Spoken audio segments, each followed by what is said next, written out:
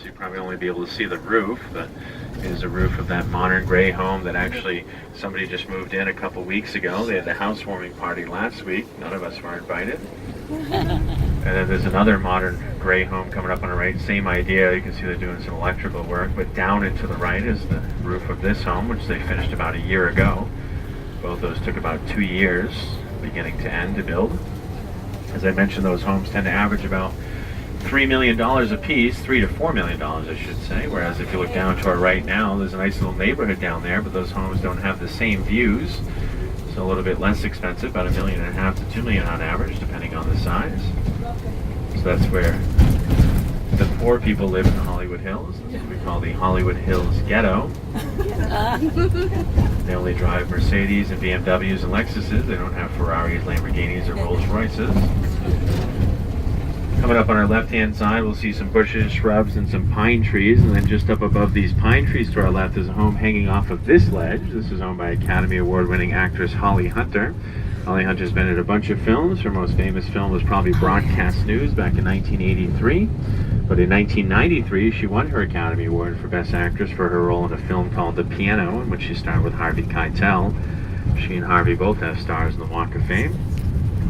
Coming up on our left-hand side, a modern white home. This has been owned by a couple famous people. First, it was owned by Alex Trebek, the host of the game show Jeopardy! And now it's owned by James L. Brooks, one of the executive producers and creators of The Simpsons, for which he's won 20 Emmy Awards. James L. Brooks has also written, directed, and produced a bunch of films, including Terms of Endearment in 1983, for which he won 3 Academy Awards. James L. Brooks has done it all. He's been in the entertainment industry now for more than 50 years.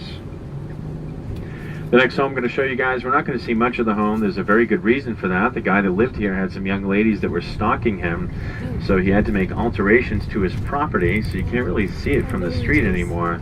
But if you look down into our right-hand side, down this little side street, there are 3 beige or cream-colored garage doors, and they're attached to the gray house there.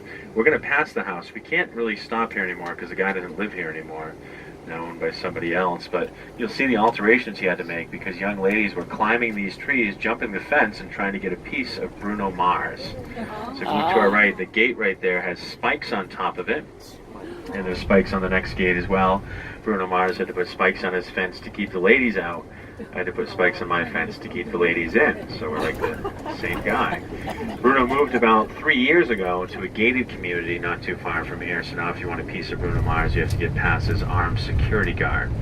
You see the views he had from the back of his house. I know it's a little hazy over there right now, not as nice as it usually is, but those are the views that he had from his pool in the back of his house. He's sitting in his pool, and look at that, I'm sure. And that's what you're paying for up here. You may have noticed most